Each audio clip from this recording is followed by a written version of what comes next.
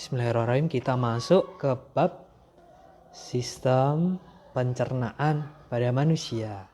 Yuk kita lihat bersama ya. Nah, kita bisa melihat seseorang yang sedang makan itu ternyata ada serangkaian proses yang terjadi di dalam tubuhnya, mulai dari memasukkan makanan sampai dengan nanti proses pembuangannya. Yuk kita simak lebih lanjut ya.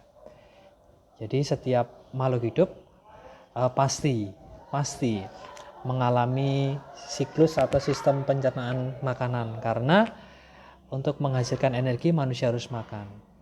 Oke, kita bisa melihat konsepnya seperti ini. Kemudian yang kita makan itu ternyata beberapa macam nutrisi yang dibutuhkan oleh tubuh. Contohnya karbohidrat, jelas ya. Protein atau zat pembangun tubuh, hewani sama nabati. Kita bisa lihat nabati seperti ini contohnya. Lemak. Nah, di sini lemak juga sangat diperlukan oleh tubuh. Di sini merupakan cadangan energi.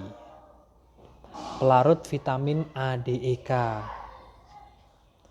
Vitamin dari buah-buahan segar berwarna, vitamin A, B, C, D, E, K, B, dan lain sebagainya sangat dibutuhkan oleh tubuh meskipun mikro ya, tidak terlalu banyak. Garam mineral dibutuhkan secara sendiri maupun kelompok, dan peranan terhadap kebutuhan osmosis dalam tubuh garam mineral. Dan dengan garam juga membuat masakan semakin enak. Garam mineral contohnya kalsium, besi, iodium, magnesium, fosfor, kalium, dan natrium. Nah, di sini saluran pencernaan, kelenjar pencernaan ini harus kita ketahui. Ada beberapa yang perlu diperhatikan. Contoh saluran pencernaan dari mulut, kerongkongan, ingat kerongkongan ya, bukan tenggorokan, lambung, usus halus, usus besar, anus, itu salurannya.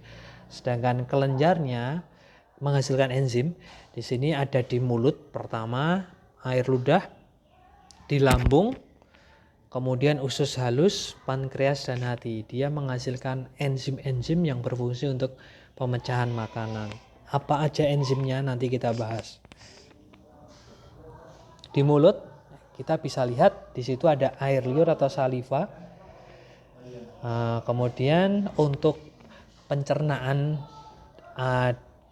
otomatik atau melalui mekanik gerakan, pertama dengan gigi. Kita harus tahu ya, gigi ada seri, taring, sama geraham. Incisor, caninus, sama molar. Ini gigi susu sama gigi dewasa beda. Gigi susu itu rumusnya 212 212. Itu yang atas, yang bawah pun sama. 212 212 sama. Itu gigi susu. Tapi kalau dewasa ditambah 3 graham di kanan, kiri, atas, kiri, kanan, bawah juga sama, 33. Jadi tambah 3. Oke ya, itu bedanya antara gigi susu sama gigi dewasa. Nah, seperti ini. 212 212. Nah, kalau yang dewasa ada 3-nya, M-nya, graham besar. 3 212 2123 seperti itu. Nah, di mulut ada pencernaan kimiawi berupa saliva atau air ludah yang mampu memecah amilum menjadi maltosa, namanya enzim tialin. Kemudian di lidah pun bermanfaat untuk menggerak-gerakkan makanan, memudahkan untuk masuk ke dalam mulut. Faring dan esofagus, faring sama esofagus ini termasuk dari kerongkongan. Salurannya memanjang, di situ ada gerak namanya gerak peristaltik yang akan mendorong makanan berupa bolus-bolus. Ada gerakan mendorong ke bawah gitu. Nah, esofagus lurus ya, dia sebelum menuju lambung. Ada gerak peristaltik di situ. Nah, di lambung inilah terjadi banyak sekali proses kimiawi. Di sini ada enzim yang perlu kita ketahui HCl, pepsin sama renin. HCl, pepsin sama renin.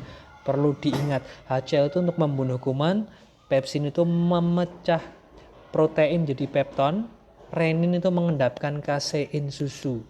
Di situ di lambung kita.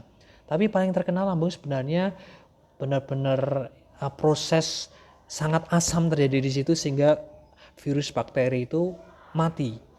Lambung ya, di lambung. Oke ya. Kemudian masuk ke bawah usus halus, di sini ada usus 12 jari, usus tengah sama usus penyerapan. Namanya duodenum, jejunum sama ileum.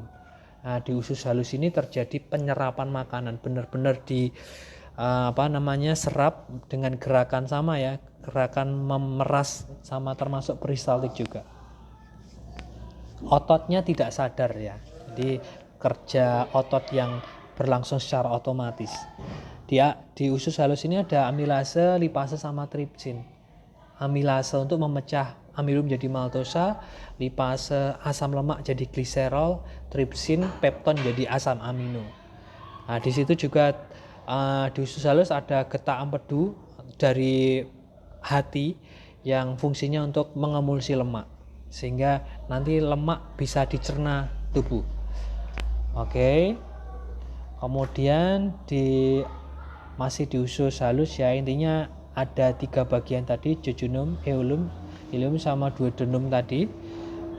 Nah, di sini pada dinding usus halus terdapat jonjot. Ingat, jonjot usus halus terdiri atas mikrofili. Jonjot ini maksudnya adalah banyak sekali sel-sel penyerap, sel-sel penyerap yang dia sangat mudah menyerap zat gizi.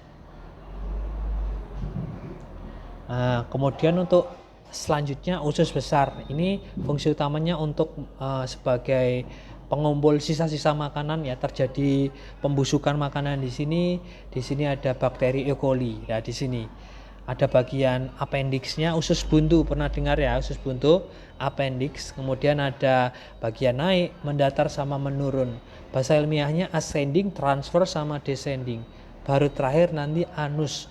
Anus ini tempat pengeluaran sisa-sisa makanan. Nah, ini seperti itu tentang sistem pencernaan makanan pada manusia. Semoga bermanfaat. Sampai ketemu. Wassalamualaikum warahmatullahi wabarakatuh.